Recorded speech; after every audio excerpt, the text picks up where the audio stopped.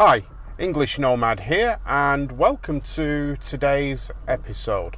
In today's episode, I'm off to Perth Diesel Performance. Perth Diesel Performance are a garage in north of Perth who specialise in tuning Toyota LandCruisers. And today I'm having the Unichip fitted to the LandCruiser, and the reason I'm doing that is a couple of reasons. One is to improve the performance of the LandCruiser, to not just the engine performance, but also the fuel economy. So hopefully this will make the engine run an awful lot better than the factory tune, and as a result of getting better performance, that will give me increased fuel economy. The product I've chosen is the Unichip. Now, the Unichip is a highly regarded product for diesel vehicles. They make chips for pretty much all of the vehicles on the market, and it's a product that is tunable in terms of being able to set it up with multiple tunes that are selectable by the driver, and that will give me the flexibility of having everything from the original factory tune to a high performance tune, a tune that softens the throttle response when I'm driving, say, on sand or off-road, or in mud, or in very slippery conditions. So that's what I'm doing today. So I'm heading over to Wangara to have this fitted today by Travis and the boys at Perth Diesel Performance. So I'll come back to you very shortly when I arrive, and we'll hopefully get an opportunity to chat with Travis, and Travis can give you a rundown as well on the product and what's involved in the installation process. I'm hoping also to get some footage of the vehicle on the dyno, and we'll see what sort of power and torque I'm getting in standard tune, and then we can compare that with what we get on the dyno after the tune has been performed. I know it's quite a lengthy process. They install the chip and then they run it up, and they alter all kinds of settings within the management system, fueling, ignition timing, the boost. I think there's lots of different parameters that they can tweak and tune to get the optimum tune for this vehicle. So I'll be back very shortly when I arrive there. So stay tuned, and please enjoy the video. Travis. How are you, Michael? I'm very good. We're here at PDP, and I'm with Travis. Travis is just going to give us a quick overview of what we're going to do on the LandCruiser this morning. So I'll let you explain to the viewers. All right. So we've got your LandCruiser in, Michael. Single cab, 2017 model. What we're going to run through, we're going to put the Unichip into it with the plug and play loom, the injector drivers, the 5-map select switch inside with our 5 custom maps. We're just going to do a pre-run on the dyno, show you before and after torque settings. One thing with all our setups that we've developed a lot with this particular model is EGT protection, which is free with all of our tunes. So obviously we're going to have the water temp protection is the factory setting with the Unichip. Yeah. So as engine temperature varies, so will the tune. With our setup here, we obviously have EGT protection, exhaust gas temperature with the DPF that's in there, so that's added bonus. Yeah. So complete protection for you. Inside the vehicle, we're going to run the 5-map select switch, so you can change that on the fly, change it to the driving conditions. We're actually going to give you an idle up map as well, so if you want to air your tyres up. If you do go with the sealed alternator, obviously you're building it up to be a bit of a touring car. Probably having a LandCruiser may be an option later. It's definitely something that I've considered, especially after some of the videos where guys have talked about their experiences with the alternator and them shitting themselves when they go through water. That started with the guys that go, running a winch we can get 110 amps of charge at 1,050 RPM. All right. So, and also the factory idle up when the car moves turns off. So if you're winching and you want to use it for a slow crawl, you can't. Yeah. So just, you know, obviously we can give you a power map, a medium, a towing map, and every day, and still retain your factory map as well. One thing I do want to say, we're obviously going to retain the DPF and the factory exhaust. So what you're going to see today is, as the car, what it actually does have on it is a safari snorkel. And obviously, have you got any air filtration or no? No, it's all pretty much standard. Standard airbox. We'll give you a real world. We're not on about making the most power in the world, but it's more the reliability side of it. So, and we'll see the torque difference. And yeah, so we'll get into it. I think the main thing for me is obviously improved performance, and coupled with that, perhaps better economy. Yeah, and drivability. So obviously, I mean, look, these substantially do drive better than the earlier model with the piezo injectors. So there is a lot more control there. We've always been asked a lot of questions, but look, I love mine. And I mean, how we're finding how they drive with the DPF on the car and a cat is how we'd get the early one to drive with an exhaust. Yeah. So, and obviously we're going to keep it legal. Absolutely. So I don't want to get pulled up in the as I'm crossing Australia, and then they ping me thousands of dollars for removing. I mean, obviously for you as a driver, but for us as a shop, there's pretty big fines. So yeah, we've just worked with it. So I think that's sort of obviously the plug and play loom also is a removable side of things. So we're big on that. Obviously, once a cruiser owner, always a cruiser owner. The same unit fits all the 200, early and late, same with the 70s. However, there is different wiring configurations, but we can make it all work. So from a consumer's point of view, it's an investment that you can move with it. So yeah, I mean, obviously in saying that, we've got a guy next week we're doing the 4th Unichip for him. He's moved from his Hilux to his LandCruiser. Yeah. Yeah, look up. That's well, we love it. It works for us, and it's live tuning as well. Yeah. So that's excellent. Well, thanks very much for that explanation, Travis. I'll try and keep out of your hair, and I'll let you just get on with it. So we'll run it up. All right. We'll run Cheers. through the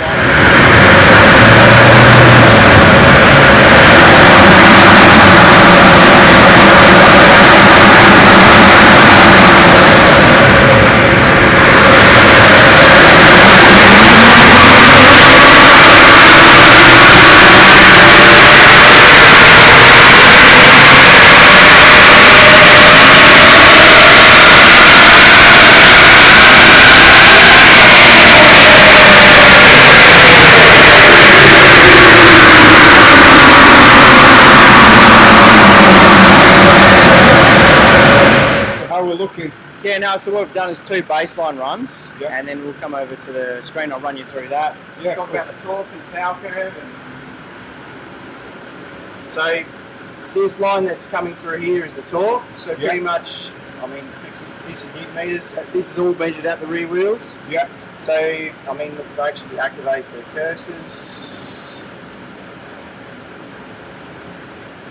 This here, I mean, look, we're going to come back to the 2,000 RPM range because that's where you're going to generally be in the driving range. So at 2,000 RPM, we're 373 Newton meters on the red run. We're within 361. So what I want to do is 2 runs back to back. Just to confirm, Yeah. So we were peak power. However, peak power before this cursor here, I'll move this over. It was 112 kilowatts at 3,000, more or less 3,100 RPM. We're going to try and move all of that right back here and increase this torque. Yeah. So obviously, as a driver, you're going to get it all in the low RPM. Yeah. So you're not going to have to. Is that typical? Yeah, that's what you expect to see. I mean, things that will change that will be tyre size. Yeah. A little bit of kilometres. I mean, but it's all intake systems, and generally you're always going to need some sort of ram head. What we call the bird cage or the lunchbox on the top. That's pretty restrictive on the air. So look, I mean, that's all running the standard exhaust as we mentioned before. We'd expect this to come through here, up in the tyre RPM. We're not really going to focus, I mean, we're not making a race car. We're going to bring it all down here. And we're going to increase this torque to keep building here. So we're going to see, both of these lines come up nice. Up here, we're going to revert it back to the factory tune, more or less. We're not encouraging you as a driver to drive it around at 4,000 RPM. No, absolutely not. No. But yeah, so obviously, you know, we're within 0.9 of a kilowatt, 2 runs, so we'll get it all tuned. And obviously, we've got a baseline established now. I mean, look, I'd probably, I think we should easily make 40 kilowatts, but the kilowatts is irrelevant. It's more the torque that we're looking for. Yeah. But then sometimes what this shows in torque and how the car drives on the road is 2 different things as well. Yeah. So, which is what we say, this is just a tuning tool. It's how it drives for you is the end result. That's what speaks for us. So I'm what looking forward to see what you so, can do with it. Yeah. So, Alright, well I'll let you get on with it. I'll get out of your hair. I'll look forward to seeing the results. yeah. So, Alright, cheers.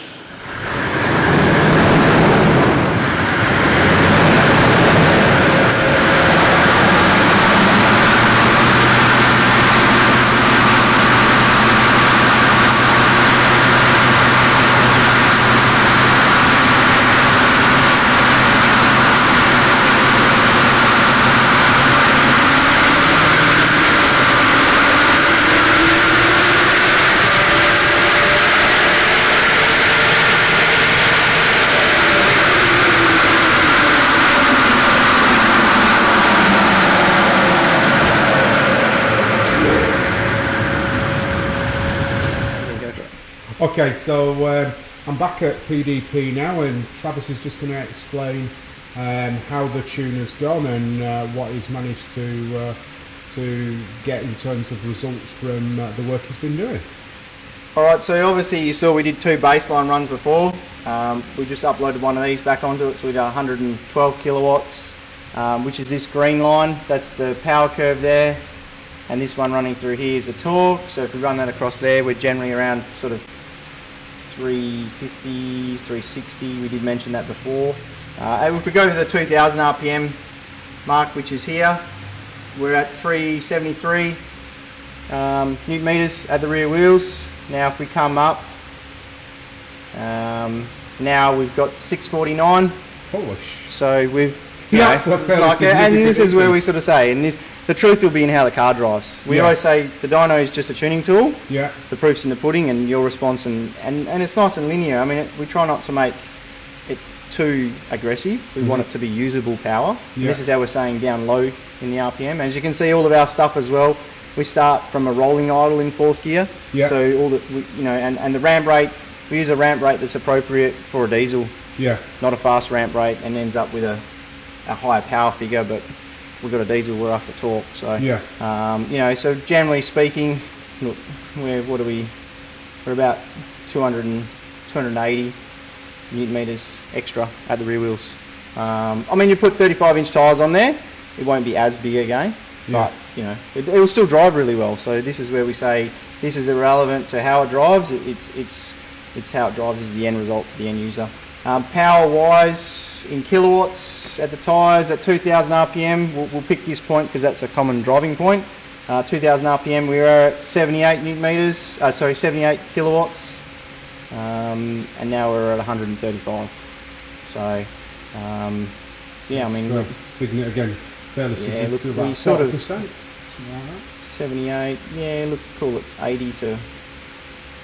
Yeah, we're sort of 56 kilowatts at 2000 RPM. You know, look at, I mean, as you can see here, it's actually got bigger through where we want the driving range. Yeah. Through here, as you can see in the top end, this sort of point onwards, we've sort of interpolated back to the standard tune, so to say. We're not encouraging you to rev the box off of it, so to say. We want you to change gears and use the torque. Yeah. That's what the diesels are all about. So it's all about the low down, the usable torque. Yeah. So I'm sure I'm probably going to get asked questions on this, but with that level of increase in power going through the transmission, is the standard clutch going to be able to cope with it, or is that something that I'll need to look at later on? Look, that's a good question. What we're finding, our advice to the customers is clutches with the late model LandCruisers seem to be a lot tougher. Yeah. Which is, from Toyota's point of view, is about time. Yeah. Probably got a bit sick of fitting clutches all day long. Because before, the early ones, we couldn't tune this without doing a clutch. It just wouldn't hold on. Yeah. Test the time, you know, by the time you put your camper set up, your weight, you're off-road, look, we've been replacing a few, but the earlier LandCruiser, we couldn't get it off the dyno. What would happen is you come up to the torque and then it'd just do a big slip and, you know, sort of saying to the customer, hey, drive it around on tune 3.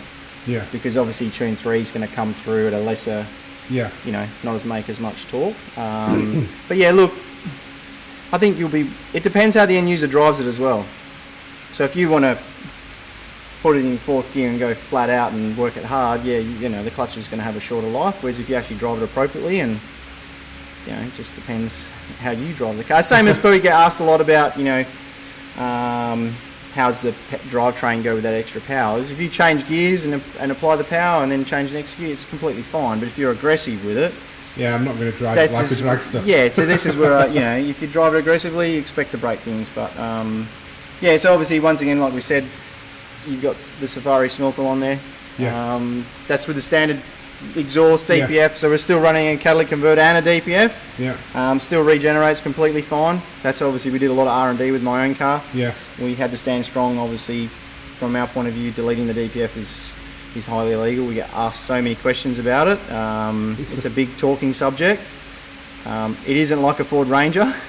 They have got lots of heat shields on them. We hear lots of, I heard a story, they catch on fire. I mean, if one caught on fire, it'd be all over social media. So. Oh yeah, the urban myths. Yes, yeah, I say to people, media. yeah, heard, you know, we get a guy. I said, where'd you hear that at the pub? You know, and I said, look, give me some supporting evidence. We've had no one come to us with that. So, where's the Ford Ranger? Yeah, there is pictures, but there's no heat shields on that. So.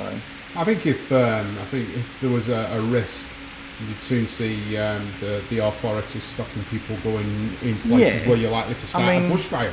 Look, the DPF side of things gets no hotter than a petrol car with a catalytic converter. I mean, if you want to run this thing through long tall grass at 4,000 RPM for half an hour, if you had a DPF or no DPF, you'd probably start a bushfire anyway. Yeah. The exhaust is going to get that hot. But if you're going through long tall grass, you can't see what's in it. Generally, most people will be driving appropriately. So you're going to be going slow, and your exhaust temperatures are going to be right down. But I mean, like I say, all of our stuff is tuned for the guys that want to go touring, reliable, towing. This has all got full EGT protection, obviously with the water temp correction all built into it as well. Obviously something we've worked hard here. Us having the first one and spending many hours to get it to drive nice. Lots of frustration, but lots of joy when you know, obviously, like you mentioned earlier, Andrew White's one. That was one of the first ones we did that someone did a video on, and yeah, a whole lot of wow. You know, a lot of people are very happy with it. So, but I mean, look, it'll be interesting to see your reaction, your review, and how you use it. Obviously, as well, with the Unichip and the setup we put in your car, you still do retain the factory baseline. And then from that as well, if you go to Toyota and you need to get the ECU updated to the latest software for anything like that, Toyota can upload all of that. All your engine lights still all work. It's completely plug and play loom. We haven't altered anything from Toyota's side of things. It's all plug and play and within the Unichip loom. So, you know, this is what I sort of say to people. It's the more expensive option, but it's, you know, in my opinion, it's the premium option to go for. And you know you've got that protection. So, and the big thing, like we say, live tuning, which has enabled us to get this where we want it. Not, we're not looking for, you know, 180 kilowatts, but then you drive it on the road and it made lots of power on a dyno, but it's got no torque down low. We often see a lot of that, and I would generally say to people, look, it's how the car drives. The dyno's a tuning tool. Use it as a tuning tool. You know, the end user, you don't drive around with this piece of paper. Yeah, that's right. This is where a lot of guys get caught up in it, and I say to people, the low down torque, it just makes a car, you know, when you're in that soft sand, you don't have to change gears as much as well. Yeah. Because you can let the engine come down, lower in the RPM, squeeze the accelerator a bit more, you're there, you know, so less gear changes, which is a good thing in a manual. Yeah. Especially when you're off-road and you're getting to the top of that sand dune and, you know, factory, the torque drops off. Yeah. So, and the one thing we always focus on is 100% throttle is 100%. We haven't done any tricking the throttle so that 50% of throttle is full throttle. If you want full throttle, you squeeze full throttle. So we're using 100% resolution of the pedal. Yeah. So we get a lot of cars where they seem quite perky on the road, but it's no good off-road because all the throttle is in the first 50%. Yeah. That's no good off-road because all that makes the car is just jerky and bumpy and digs holes. Yeah. Sometimes we've even played around with cars, we've reduced the power, we've picked the torque up, and the car actually drives better. But the guy says, oh, well, I'm 10 kilowatts less. I made more power before, but then they drive the car and then they're like, oh, the actual torque when driving in the part throttle. And this is the other thing I want to mention as well. Both of these figures here is wide open throttle. So if we actually did, okay, 40% makes this, and this is the biggest thing, getting the part throttle is right, because that's where you drive the car. Yeah, realistically, you're not wide open throttle. That's right, yeah. Especially when you have an increase in torque, you're in the part throttle, which, look, that's something you'll see when you drive the car, and you can give us your honest review. And this is where I'm a strong believer of getting it right, you know. So, but look, there's lots of different choices out there. Well, you listen to the likes of Jeremy Clarkson when they review a high performance vehicle. They're definitely more interested in the torque values than the outright horsepower. Yes, correct. So it makes sense that, you know, that's more important. Correct. And then I say to people, it's like, okay, it's not a pissing contest. Yes, correct. And then as well, it's like, it's totally off subject, I suppose. If with a drag car, the car that makes the most power doesn't win the race. It's the car that gets the power to the ground. It's usable. So this is where we're saying off-road, it's not about having all of the power, it's having the torque in the right place and having it so it's usable. Same thing when it comes to clutches. You know, we get a lot of customers that have a really heavy-duty clutch, but it's on or off. It's good in a race car application, but from an off-road point of view, you need a clutch that gives you give and take so that you don't dig holes everywhere. And you don't want a clutch that's too heavy either. Well, this is where obviously, when we do the MPC clutches, it's actually 5 newton meters less pedal effort than factory. Oh, really? Yeah, so because it's pivot modified diaphragm, so to say. So that's our clutch. That's the only clutch we fit. We're probably very stuck on that, but I'm always one for quality over quantity. And then as well, going back on that, a lot of guys, we're pulling clutches out that, last week I sold one to a guy, he couldn't get one off us for Christmas. He's now come back and bought one of our clutches to pull the other heavy duty clutch out because he hates it. Oh, right, yeah. Because the stigma of the heavy clutch is a heavy pedal. Yeah. And from an off-road point of view, you're always using that clutch. It gets tiresome very quickly. Yeah. Well, this would be a good review as well, is in, I say if the car drives nice, it's like adding the early ones, adding cruise control, a nice clutch, a car that drives well is driver fatigue. If it's enjoyable to drive, it's going to be much nicer as an end user for you to drive it longer, especially if you're using it as a touring car, you know. And as like you say, you know, if you're off-road and it's all bumpy and lumpy, and it becomes a Sunday driver, not a everyday driver, which is one thing building my own dual cab, I'm very conscious of making it not some big ugly thing that you never want to drive anywhere because the thing's too big to park and it's too awkward to get in somewhere, or it doesn't get under car parks, which it doesn't now, but which I used to have an 80 series and, you know, big wheels, big lift, biggest everything, but it doesn't actually equal the best. And this is where we spend a lot of time critiquing the products to make sure that they all come together and, you know, make a nice package. We drive a lot of cars. Unfortunately, we probably, if a customer asks, we'll give us our honest opinion. We don't like to say to someone, hey, look, the car needs this and this, because they've already spent a lot of money on it. But like I would say, we've driven some cars that unfortunately people have spent a lot of money on them, but they haven't actually come together quite how they should, you know, like things. So some of the parts don't. Yeah, like really they've got some really great.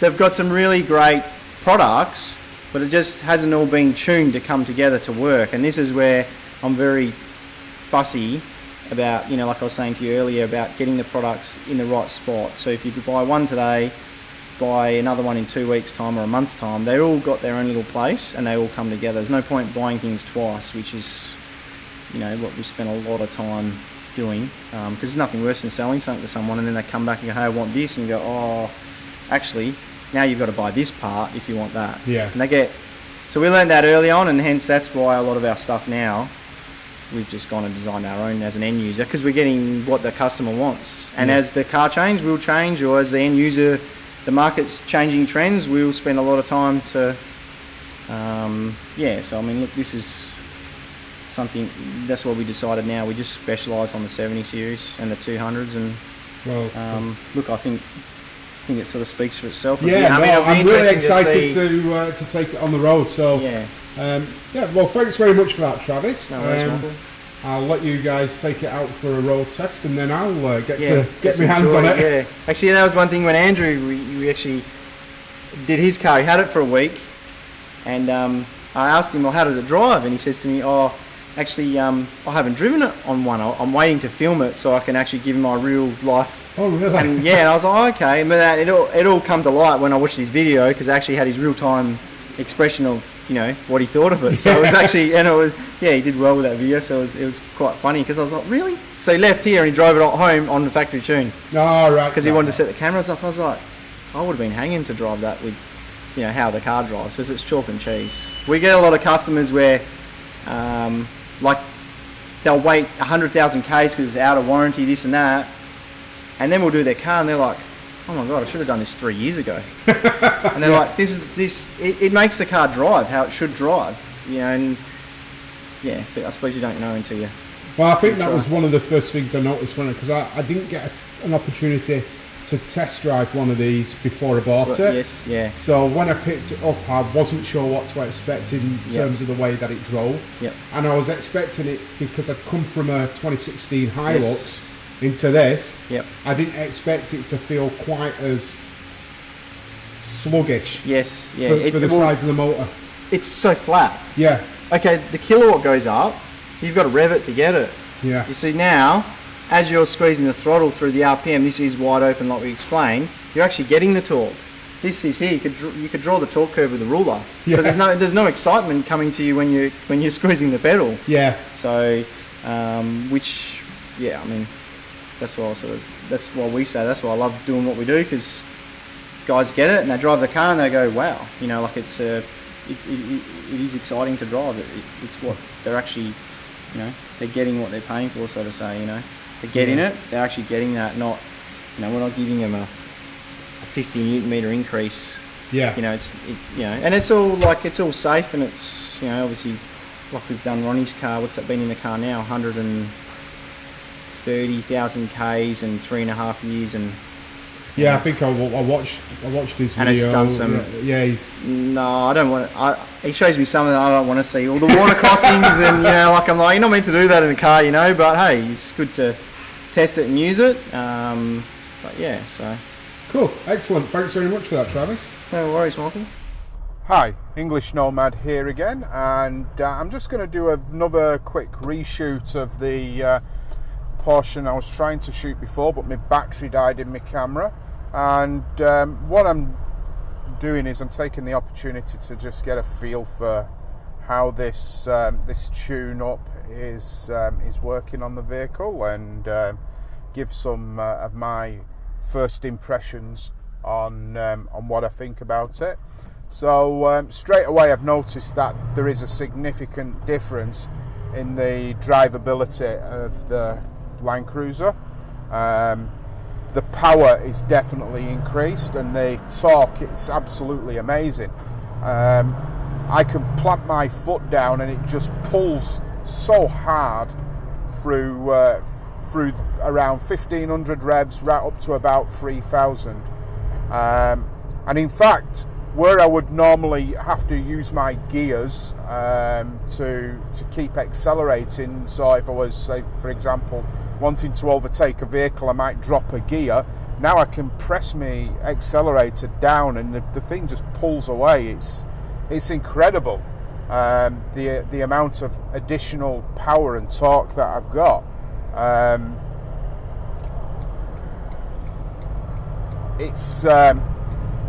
The power's linear, so you can actually feel it as you press the accelerator down. It pulls away, and you can feel the power increasing right up to around that sort of 3,000, 3,500 mark. And it's actually really, really usable power as well, in that sweet spot between sort of 2,000 and 3,000 revs, where you're generally going to be. You know, most of the time you're probably going to be sitting around 2,000 revs, but if you're going to overtake a vehicle or you just want to pull away fast, you might go up to 3,000 revs, and that's where this power really does hit hard, and it is really confidence inspiring, because it gives you the ability to look ahead and see you know, that you want to overtake a vehicle or you want to do a maneuver, and you know you've got the power there on tap to do it safely.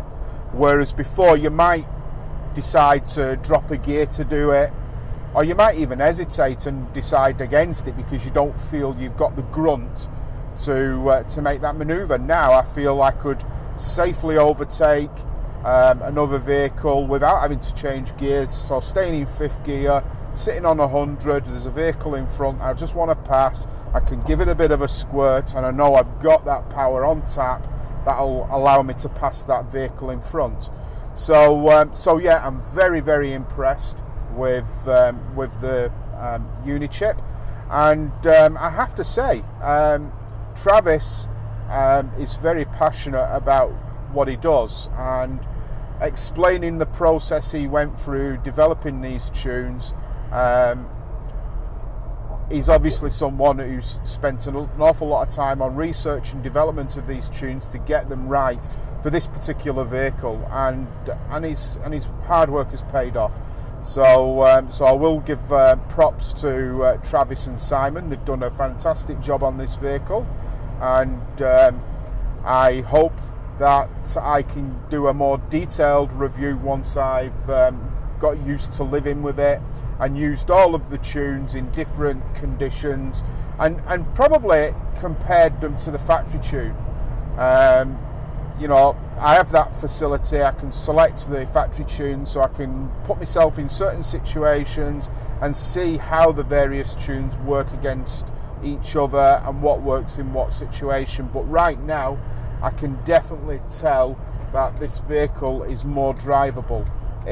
It's gonna feel an awful lot safer to drive because of having that linear power, that's really nice chunk of mid-range grunt that you expect to get out of a V8 diesel.